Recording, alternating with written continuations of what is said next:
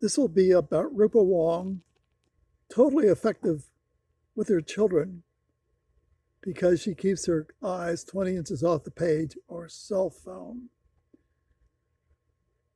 This is imagine matter of a difficult problem, but the problem comes from what the child is doing. Now, as an engineer, I must make the measurements, all of them. I was myopic, and now I keep my 20/20 by using a plus vernier. Medical people don't think engineers can make measurements. I don't see any other choice but to do it that way. And vision problem. The rates of myopia or nearsightedness have been getting worse and worse, with some places around the globe even having about 90% of the population being nearsighted. And the problem with this is not just the fact that people need to start wearing glasses and contacts. The problem is that as the eye develops nearsightedness, you also get higher rates of blinding eye conditions. So in today's episode of the Dr. Eye Health Podcast, we bring on Dr. Rupa Wong.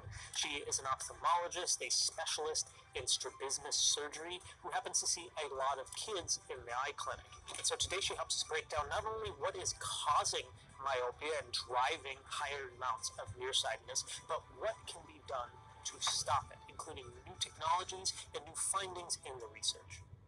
Now, before we dive into the conversation, I just want to ask that if you find value in healthcare content that's delivered by legit eye doctors and researchers, then consider subscribing or following us here on the Dr. Eye Health Podcast, because not only is it free, but it's an easy way to show your support, and you can be notified when our next content comes out. Either way, though, thank you for being here, and let's dive into it. Here at the Score Bet, it's not just a tournament, Now it's we get the personal. commercial. We've got the easiest way to bet what you believe. No fluff, no gimmicks, just clean lines, fast bets, and total control. From tip-off. Well, Rupa, thank you so much for jumping on the podcast and being a guest with us. You live and practice in Hawaii, and you specialize in strabismus surgery for both pediatrics and adults, right? So can you kind of fill us in on like what type of cases you manage? Like really what is it about strab surgery that kind of pulled you into that specialty, and like what do you see typically in a given day in a week? So it's interesting because my clinic volume, my clinic patients tend to be really different than my surgical patients. And I think that's just because my office is located next to the adult hospital, and there's a pediatric hospital a couple miles down the road. They've already got 3 pediatric ophthalmologists, so I tend to see a lot of the adult strabismus surgical patients. But in my clinic, I'd say about 70% are pediatric patients. So it's a nice mix. And this field drew me in. Pediatrics is amazing. I love being able to intervene when the kids are so early and truly make a change to their lives. And then with ophthalmology, there's so many different types of subspecialties. There's cataract, there's cornea, there's retina, right? Uveitis, all the different things. But peds, you can do plastic surgery, you can do retina, I do retinopathy prematurity rounds, I do lasers, right? You can still maintain doing a bunch of different kinds of things, which keep it interesting. The majority of my surgery, say like 90%, is actually adult strabismus surgery. And I think that's just because of where I was trained at Harvard by Dr. David Hunter, who really helped pioneer what's called the adjustable suture technique, and we can nerd out about that later. But it's just a really awesome way to fine-tune the wandering eye surgery so that we can try to get it as spot on as possible after surgery. So just so many different things that I thought were interesting that made me want to join this field. I think it's the best. Well, I'm happy that you found it, because I know certainly I'm very happy that you are able to offer services to young children and help families, but also there for adults who are having double vision or their eye muscles are going awry for multiple reasons. But I'm really happy that you found a niche that you are passionate about, you're successful in, and you're helping a lot of people with that. So kudos to you.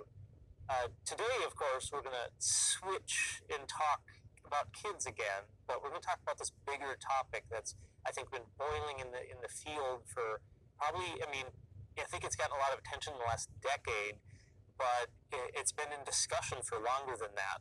But this is the myopia kind of epidemic, right? Could you mind kind of filling us in kind of how you see myopia and what's going on with this bigger problem? I think the most interesting thing is when we talk about nearsightedness or myopia, there's a big awareness now, right? Even your iPhones are telling you, move your screen back, get your hours of sunlight, which we'll talk about. But I found a study, and I lecture, all across the country. I found a study in the Journal of Pediatrics from the 1920s talking about how to reduce myopia in children. It was so amazing. I use that slide. I got it from Dr. Douglas. I use that slide in all of my lectures because it's not new, just like what you alluded to. We're talking about it more in the last decade, this epidemic of myopia, which we were discussing for a long time now because of all these lifestyle factors. And I have 3 kids. They are 12, 14, and 16, and I see these modifiable lifestyle factors.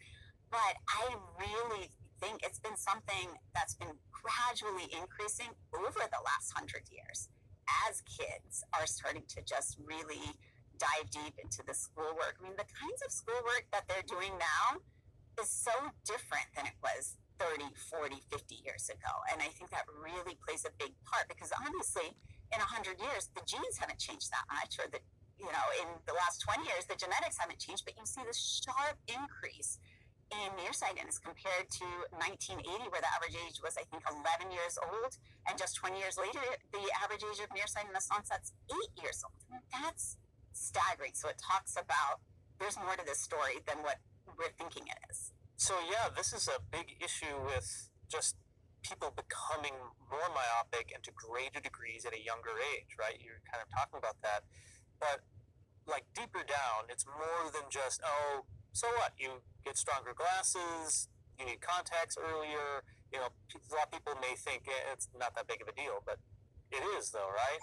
I'm sure you're talking to parents about this too, or even, I try to even start with the parents. Hey, are you nearsighted? Right? This isn't just about getting your kid to have a less thick glasses prescription. Honestly, I don't care how thick the glasses are, but what I care about the downstream effects. And a lot of people just don't understand that nearsightedness carries risks for vision, right? And so what we're trying to do, you and I, is just educate people about that being nearsighted, especially highly myopic, over a -6 diopter, carries with it that increased risk of retinal detachments, of myopic maculopathy, of cataracts, of glaucoma.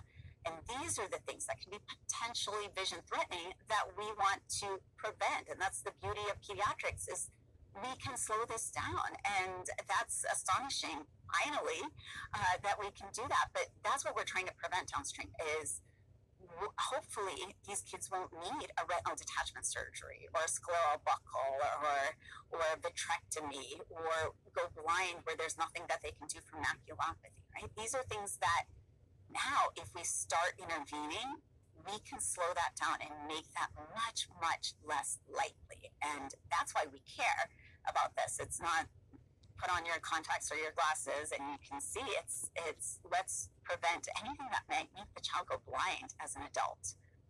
Right. And I think I'm excited to dive into all those ways we can slow things down and, hopefully like stop things or even in some ways prevent children from even ending up with nearsightedness. But just to kind of emphasize your point, like I'm almost a -6 spherical equivalent. And of course, anybody who's been following my story, I had ICL surgery last year and it was successful. It was fantastic. But that doesn't change the fact that my eyeball as a young kid has elongated. And my eyes roughly about 2 millimeters longer than somebody who's just never had glasses. And that stretch factor carries all that risk. My chance of glaucoma, cataract. Excellent.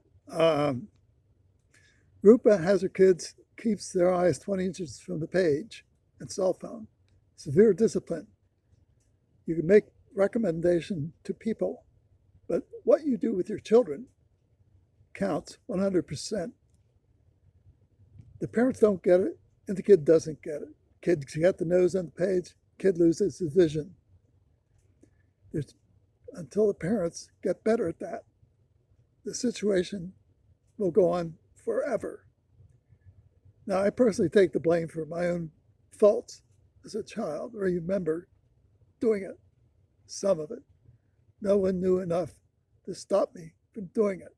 Please, nobody's fault. That's the reason the normal eye changes its refractive state from a positive value to a negative value. It is a control system. If you're an engineer, you'll understand the concept. This is very basic science because all eyes are control systems. This means that all nearsightedness is self-induced by what the child is doing and what the parents are not preventing. Please, no blame. So the result is now I wear a plus lens for basically all close work. At 20 inches plus 2, at 10 inches, at 10 inches up plus 4. And I do a lot of work on a cell phone. The one mistake we all make, they don't think a person can make measurements. Engineer, I'm talking. Engineer designing control systems. I always suggest that the problem be turned over to engineers in a 4-year college who are perhaps slightly negative, either 20/20 or slightly negative, like 20/40, and they personally make all refractive measurements. As long as the eye is positive, it's completely reasonable and legal. Anybody with training can make accurate refractive measurements, which is what I'm doing. If the person has no interest, let them go. You can't do anything about it. This is for all in optometry. The person has the knowledge and wisdom to understand what he must do for himself, self-measurements. If you won't do that, you will never have an honest prevention study, ever. Add your own commentary, and thank you.